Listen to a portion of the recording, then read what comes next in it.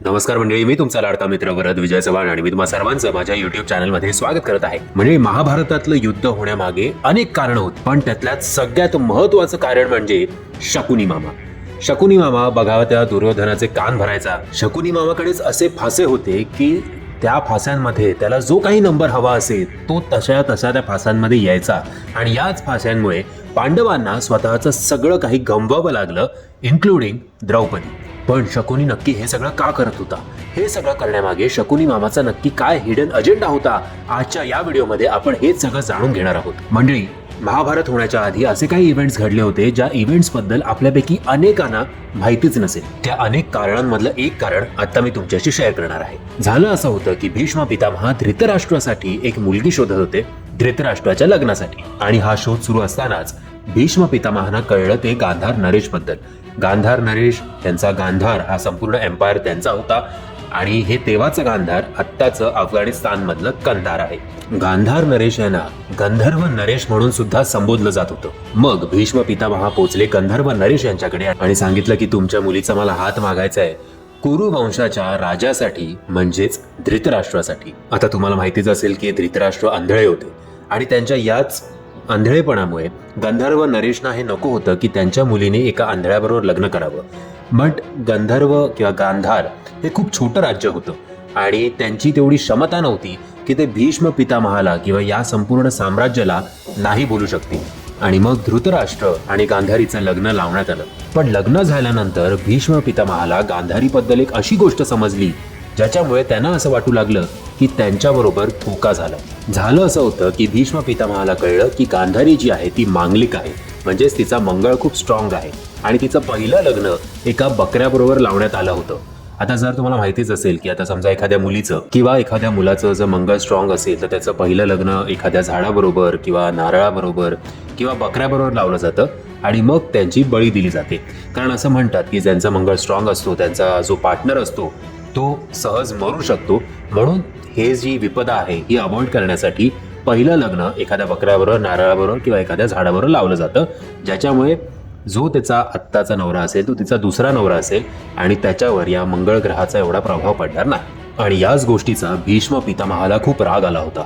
मग भीष्म पितामहाने असं केलं की त्यांनी एक आमंत्रण गांधार नरेश यांना पाठवलं आणि त्यांना सांगितलं की तुम्ही तुमच्या संपूर्ण परिवारासोबत किंवा जी काही तुमची एक्सटेंडेड फॅमिली असेल या सगळ्या लोकांसमोर तुम्ही आत्ताच्या आत्ता हस्तिनापूरला या, आम्हाला तुमचा पाहुणचार करायचा आहे. आता गंधर्व नरेश हे आमंत्रण जे आहे ते रिजेक्ट करू शकत नव्हते.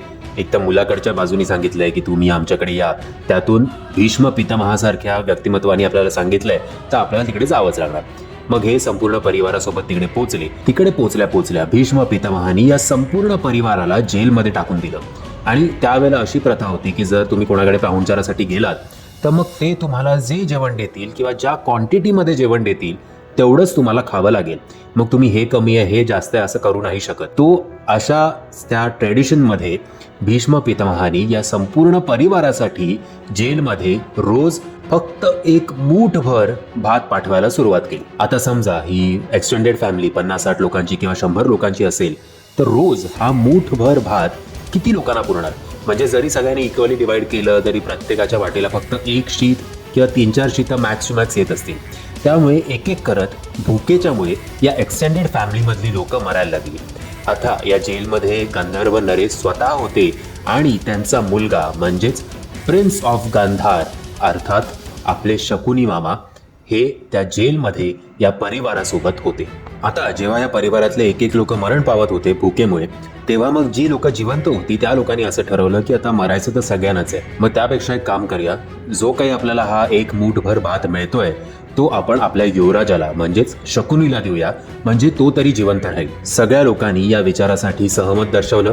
त्यानंतर शकुनी रोज मूठभर भात जे मिळत होतं त्यांना ते तो एकटा खात असे आणि रोज त्याच्या परिवारातल्या एक एक सदस्याला मरण पावताना बघत असे. मध्येच भीष्म पितामह एक युद्ध लढण्यासाठी गेले. हे लोक अजूनही जेलमध्ये होते. आता त्या जेलमध्ये फक्त 2 लोक जिवंत होती. एक म्हणजे स्वतः शकुनी आणि दुसरे म्हणजे गंधर्व नरेश. आता गंधर्व नरेश स्वतः म्हातारे झाले होते. ते खूप कमजोर झाले होते कारण इतके दिवस ते अन्न काहीच खात नव्हते. त्यांना आता स्वतःचं मरण जवळ दिसत होतं. अशा वेळेला त्यांनी स्वतःच्या मुलालाच म्हणजेच शकुनीला स्वतःजवळ बोलवलं आणि त्यांना सांगितलं की बाळा जरा ये माझ्याकडे, मला तुला एक भेट द्यायची. शकुनी त्यांच्याकडे गेले आणि जेव्हा शकुनी त्यांच्या जवळ पोहोचले तेव्हा गंधर्व नरेशनी त्यांच्या अंगात जी काही ताकद शिल्लक होती ती संपूर्ण ताकद वापरून शकुनीच्या गुडघ्यावर एक जोरात लाथ मारली. त्या लाथेमुळेच शकुनीचा गुडघा तुटला. आणि जे आपण महाभारतची सिरियल असेल किंवा इतर ठिकाणी बघतो की शकुनी नेहमी लंगडत असतो, ते याच कारणामुळे लंगडत असतो कारण त्याच्या स्वतःच्या बाबांनी त्याचा गुडघा तोडला होता.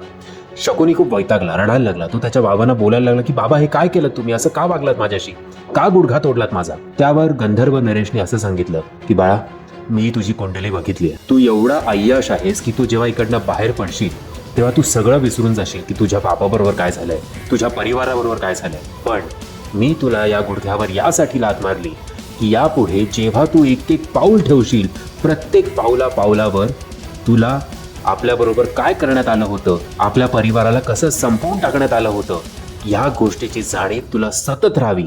सतत कुरुवंश आणि हस्तिनापूरचा बदला घेण्याची इच्छा तुझ्या मनात राहावी, म्हणूनच मी तुझा गुडघा तोडलाय. गुडघा तोडून झाल्यानंतर त्याच्या बाबांनी शकुनीला जवळ बोलवलं आणि सांगितलं की ये, आता मी खऱ्या अर्थी तुला एक आशीर्वाद देतो, एक भेट देतो. गंधर्व नरेशने शकुनीला सांगितलं की जेव्हा मी मरेन तेव्हा माझा अंत्यसंस्कार करू नकोस. माझ्या हाडांमधून 2 फासे तयार कर आणि माझं हे तुला वरदान आहे की त्या फाशांमध्ये तुला जे नंबर हवे आहेत ते दोन्ही फासे मिळून तेच नंबर तसेच्या तसे येतील. शकुनीने तसंच केलं. त्यांच्या हाडांचं फासे बनवण्यात आले. दुर्योधन असेल किंवा पांडव असतील किंवा हस्तिनापूर असेल, यानंतर महाभारतचं युद्ध असेल, हे सगळं घडलं त्याच फास्यांमुळे. आणि याच फास्यांमुळे पांडवांना स्वतःचं सगळं गमवावं लागलं, द्रौपदी सकट. हे सगळं शकुनीने यासाठी केलं कारण त्याला कुरुवंशाचा एवढा राग येत होता, एवढा बदला घ्यायची इच्छा त्याच्यात तीव्र होती की त्यांनी ठरवलं होतं की यांना मी आता निस्तनाबूतच करून टाकलं. ऍक्च्युली शकुनीला स्वतःच्या बहिणीबद्दल वाईट सुद्धा वाटत होतं आणि राग सुद्धा येत होता. वाईट यासाठी वाटत होतं कारण त्याची इच्छा नव्हती की गांधारीने एका आंधळ्याबरोबर लग्न करावं, आणि राग यासाठी येत होता की भीष्म पितामहासारख्या पॉवरफुल माणसासमोर आपण काहीही करू शकलो नाही. आणि म्हणूनच त्यांनी ठरवलं होतं की स्वतःच्या बहिणीला न्याय मिळवून देण्यासाठी सुद्धा आपण या वंशाचा नाश करायला हवा. मंडळी, असं म्हटलं जातं ना की विनर्स राईट हिस्ट्री. जे जिंकतात तेच इतिहास लिहितात. आणि समजा जर कौरव जिंकले असते तर आज आपण कृष्णाच्या ऐवजी शकुनीची गाथा वाचत असतो. महाभारत युद्धातल्या शेवटच्या दिवसापर्यंत शकुनी मामा जिवंत होता. तो इतका हुशार होता की जेव्हा जेव्हा त्याला कोणी फाईट करत होतं तेव्हा तो सगळ्यांना चकमा देऊन तिकडनं गायब व्हायचा. त्यांनी भीष्म पितामहाला शेवटचा श्वास घेताना सुद्धा बघितलं. द्रोणाचार्यांचं मुंडकं छाटलेलं सुद्धा बघितलं. अन्यायामुळे झालेला कर्णाचा मृत्यू असेल किंवा दुःशासनाचे हातपाय उपटून त्याला ज्या क्रूरतेने मारण्यात आलं होतं, हे सगळंच्या सगळं शकुनी मामानी बघितलं होतं. पण शकुनी मामा मनातल्या मनात संतुष्ट होता. त्यांनी त्याच्या वडिलांना जे प्रॉमिस केलं होतं, जे वचन दिलं होतं, ते वचन त्यांनी पूर्ण केलं होतं. युद्धातल्या 18व्या दिवशी सहदेवने शकुनीला युद्धासाठी बोलवलं. 5 पांडवांमध्ये सहदेव सगळ्यात ज्ञानी म्हणजे सगळ्यात चतुर होते. त्यांना शकुनीच्या मनातलं सगळं ठाऊक होतं. त्यांना हे सुद्धा माहिती होतं की शकुनीनेच कौरवांना पांडवाच्या विरोधात भडकून हे युद्ध घडवलं आहे. आणि म्हणूनच सहदेवनी शकुनीला समजवण्याचा खूप प्रयत्न केला की तू आता हे युद्ध सोडून दे, कारण तुला जे हवंय ते तुला मिळालेलं आहे. आता त्याला परत गांधारला जाऊन तिकडे राज्य करायला हवं. हे शब्द ऐकताच शकुनी एकदम इमोशनल झाला होता. तो ढसाढसा सहदेव समोर रडू लागला.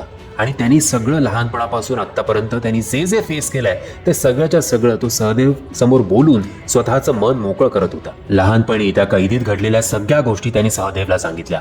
कुठल्या प्रकारे धृतराष्ट्र त्याच्या परिवारावर अन्याय करत होता, त्याच्या बहिणीचं लग्न धृतराष्ट्राबरोबर कसं लावण्यात आलं, कसं त्यांनी भीमला पॉयझन केलं, लाक्षाग्रहाचं षडयंत्र कसं रचलं, असे अनेक केलेले अपराध तो सहदेवला सांगू लागला. आणि तो सांगू लागला की मी आता हे सगळं सहन करू शकत नाहीये. या अपराधांचं ओझं माझ्यावर खूप झालंय, माझी आता सहनशक्ती संपली. आणि हे बोलणं झाल्यानंतर सहदेवनी एकापाठोपाठ एक शकुनीवर बाण चालवायला सुरुवात केली. शकुनीला माहिती होतं की त्याचा अंत आता जवळ आलाय. आणि मग फायनली सहदेवनी शकुनीचं मुंडकं छाटून त्याला मारून टाकलं. असं म्हणतात की शकुनीने त्याच्या वडिलांना दिलेलं वचन पूर्ण केलं आणि याचमुळे एवढे सगळे अपराध केल्यानंतर सुद्धा शकुनीला स्वर्ग प्राप्त झालं. मंडळी, या व्हिडिओच्या मार्फत मी तुम्हाला थोडक्यात सांगण्याचा प्रयत्न केलाय की शकुनी असं का वागला, महाभारतचं युद्ध घडण्यामागे नक्की काय काय कारणं होती, शकुनी इतका विकेट का होता. मी आशा करतो तुम्हाला हा व्हिडिओ आवडला असेल. जर तुम्हाला हा व्हिडिओ आवडला असेल तर प्लीज या व्हिडिओला लाईक, शेअर आणि चॅनलला सबस्क्राईब करायला विसरू नका. जय हिंद, जय महाराष्ट्र.